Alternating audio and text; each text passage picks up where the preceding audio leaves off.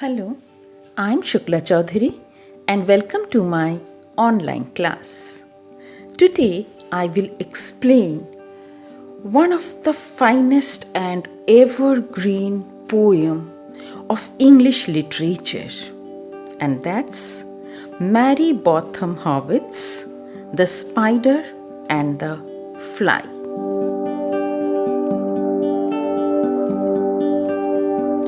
Mary Botham was born in Gloucestershire. She wrote books for children. She started writing verses at a very early age.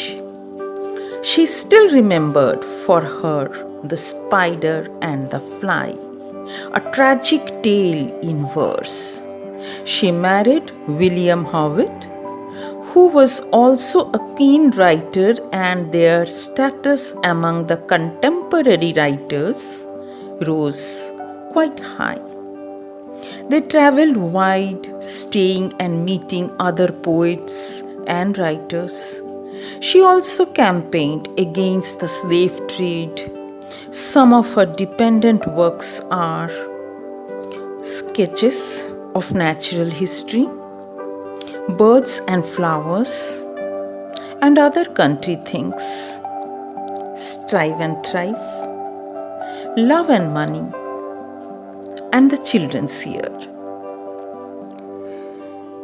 The Spider and the Fly first appeared sketches of natural history, a series of poems written to educate children.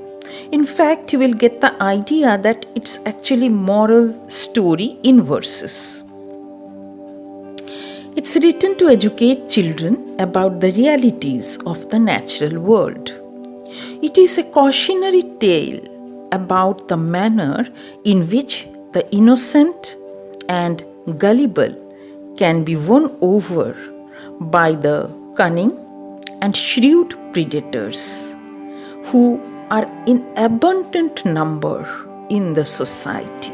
The poet reads like a fantasy or fable, as the spider and the fly both act and behave like human beings.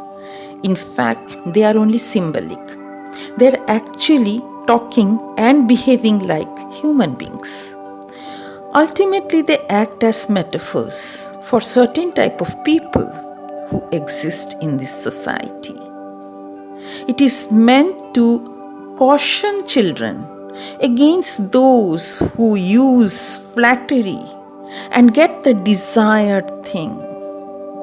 Flattery, as the poem tells, can be real fatal. Some critics say that this poem is a warning to women against the manipulating men who seduce them by flattery. The poem narrates a simple tale through conversation between the spider and the fly.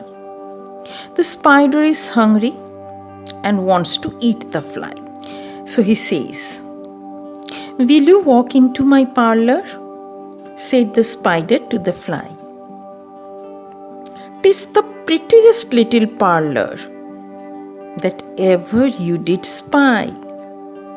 The poet personifies the spider and the fly in order to make their tale interesting, using human dialogue, human setting, etc. The spider is hungry and invites the fly to his drawing room, the prettiest of all that she has ever seen. He tempts her, saying that there in his parlor there are many rare and beautiful things to see, knowing fully well that girls are usually attracted towards beautiful things. The fly, who knows well that whoever enters his web never comes out, declines the invitation emphatically. So we see that fly was also not a foolish one.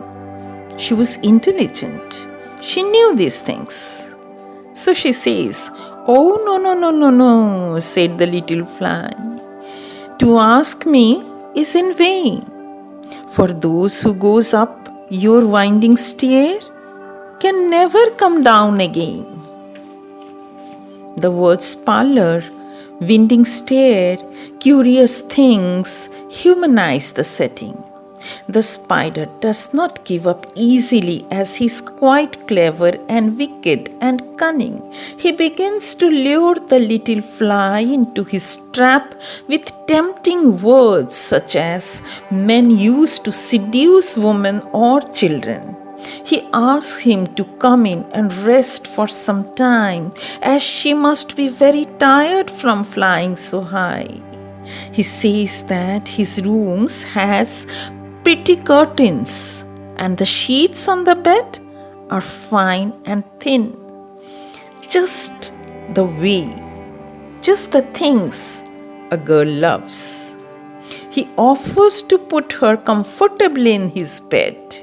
His seducing word failed to lure the intelligent fly, as she says, "Oh, no, no, no, no, no," said the fly, "for I have often heard it said, they never, never wake again who sleep upon your bed." It is an irony that despite being so intelligent, despite being knowledgeable about the spider's evil designs, she finally surrenders herself to flattery. Now, the poet makes it very clear that the spider is cunning and false and wicked. He becomes all the more polite and calls the fly his dear friend. "Dear friend, what can I do to prove the warm affection I have always felt for you?"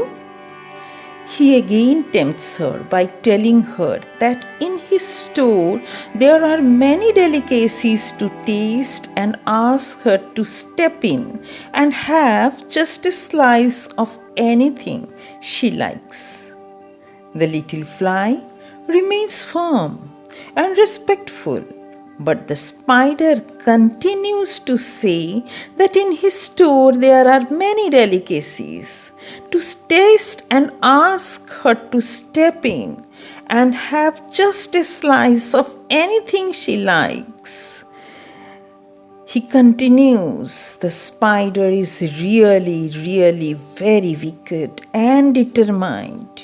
He now stoops down to flattery, the invincible weapon in the hands of those wicked male to make the female yield. He calls the fly sweet creature, praises her by calling her witty and wise. "How handsome are your gauzy wings," he praises. "How brilliant are your eyes. I have a little looking glass upon my parlor shelf. If you will step in one moment, dear, you shall behold yourself." He knows very well. Girls love to see or love to look at the mirrors whenever they get a chance. So, the fly still refuses to be enticed. She thanks the spider for the compliments and says that she will come some other day. She then moves away but does not go very far, as we learn later. The spider's flattering words affect her slowly but surely, and the cunning spider knows it well. The spider turns around and goes into his dark cell. He is not disappointed as he knows the strength of flattery. He is sure that the fly will soon return and weaves a web in a little mischievous corner. The spider sets his dining table, waiting for the fly. The spider then comes out to his door and sings a song praising the fly. He asks the pretty fly with pearl and silver wing to come near him. He flatters her by saying that her robes are green and purple. Her eyes are as bright as a diamond, but his own are dull as lead. Praising others and telling oneself nothing in front of that person is another way of flattery.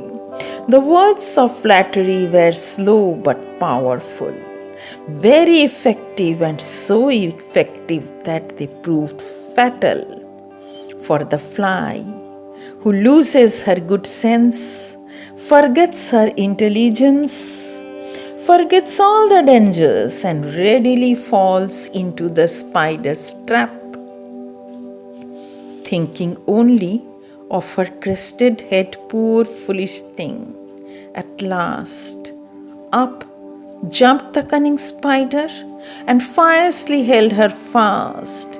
He dragged her up his winding stair, into his dismal den, within his little parlor, but she never came out again. The last stanza, my children, my viewers, my listeners, contains the moral of the story. The speaker addresses the children and the readers and those beautiful young ladies and wants them to be cautious against the words of false praise from a wicked person. They must learn a lesson from the tale of the spider and the fly in order to close their ears to flattery, as the fly became the victim of flattery, though she was quite wise. Now, my children, a fable is a short narrative or prose in verse that serves as an example to convey a moral lesson at the conclusion. It is called the best fable in which animals talk and act like human beings. The spider and the fly is thus a fable. It uses characters and dialogues to provide human setting to it. Like any other fable, this poem also conveys a message for life, and that is, we should pay no heed to the flattering words of those wicked counselors. That's all. I hope all of you have understood this poem. And this poem is for life. It's not for few years, or it's not momentary. It's for life. And I also hope that you will remember the lesson for your life. Goodbye. See you again.